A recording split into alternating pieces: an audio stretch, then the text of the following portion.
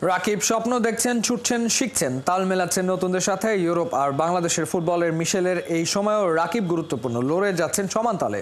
প্রবাসী ফুটবলারদের সাথে সম্পর্কের বিষয়ে কথা বলেছেন মন খুলে। বাংলাদেশ সিঙ্গাপুর ম্যাচকে সামনে রেখে খেলাযোগের বিশেষ আয়োজন। দ্বিতীয় পর্বে রাকিব হোসেনের ভাবনা শুনেছেন অর্ণব বাপি।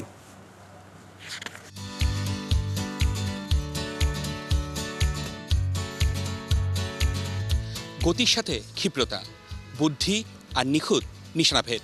বাংলাদেশের ফুটবলের প্রেক্ষাপটে ফরওয়ার্ড বলতে যা বোঝায় তার সব কিছুই আছে রাকিব হোসেনের।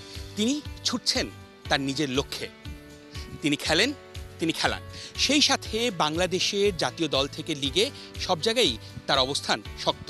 গোল বলে, গোলের মায়ার মোহে সে কিন্তু জড়িয়ে থাকে সবসময়। তার কাছ থেকে শুনবো তার বর্তমান অবস্থা এবং আগামীর ম্যাচগুলো নিয়ে। রাকিব, কিরকম কাটছে সময়টা ফুটবলে?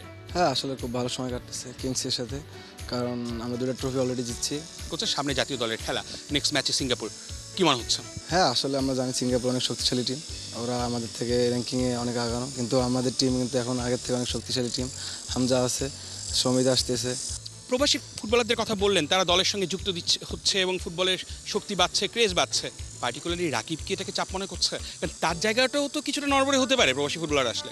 আসলে এটা মনে করি না, কারণ আমি আমার অবস্থান থেকে সবসময় চেষ্টা করি ভালো ফুটবল খেলার জন্য। আমার দিক থেকে আমি সবসময় ভালো কিছু করার চেষ্টা করবো, এবং তারা আসাতে আমি চাপ মনে করি না। তারা আসাতে আমাদের দেশে অনেক উপকৃত হয়েছে। হামজার সঙ্গে পার্টিকুলারলি আপনার 1-to-1 কমিউনিকেশন কি ছিল?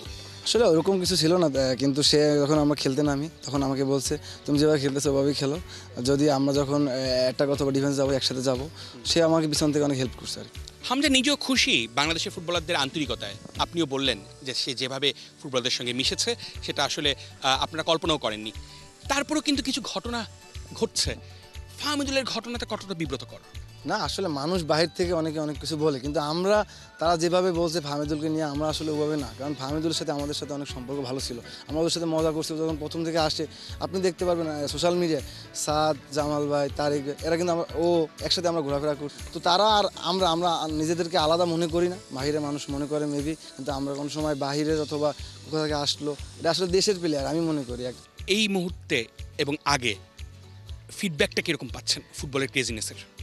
আসলে আগের থেকে এখন অনেক দ্বিগুণ হয়ে গেছে আসলে ফুটবলের ক্রেজটা, কারণ মানুষ এখন ফুটবলের অনেকটাই পাগল। হামজা ওরা আসাতে আমাদের স্কোরিংয়ের সমস্যা, এই জায়গাটা ইমপ্রুভের জন্য রাকিব আসলে এক্সট্রা এফোর্ট কিছু দিচ্ছে কিনা? আসলে সবসময় এক্সট্রা কিছু করার চেষ্টা করি, কারণ আপনি দেখেন লাস্ট ইন্ডিয়ার ম্যাচেও আমি চেষ্টা করছি নিজের থেকে যতটা করা যায় হার্ডওয়ার্ক করার। তো হ্যাঁ, স্কোরিং প্রবলেম একটু আছে আমার, আমি নিজের থেকেও স্বীকার করি। তো চেষ্টা করবো যে ভুলগুলো হচ্ছে ওগুলো যেন সামনে না হয়। রাকিব আসলে বাংলাদেশ দলকে আগামী এই কয়েক বছরের মধ্যে আসলে কোথায় দেখতে চায়? আসলে আমাদের র্যাঙ্কিংটা অনেক পিছানো। আমরা অ্যাজ এ টিম আমি মনে করি আমরা এখান থেকে আরও সামনে থাকার টিম, 140 থেকে 50 র্যাঙ্কিংয়ে থাকার মতো টিম আছে এখন যে পর্যায়ে আমরা আছি, এবং সামনে আমাদের সাফ আছে।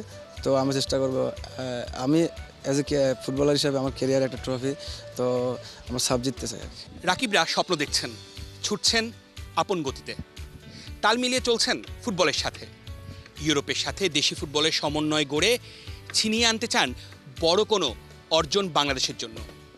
চলতে থাকুক ওদের পথচলা, ভালো কিছুর অপেক্ষায় বাংলাদেশের ফুটবল। অর্ণব বাপি, ৭১, ঢাকা।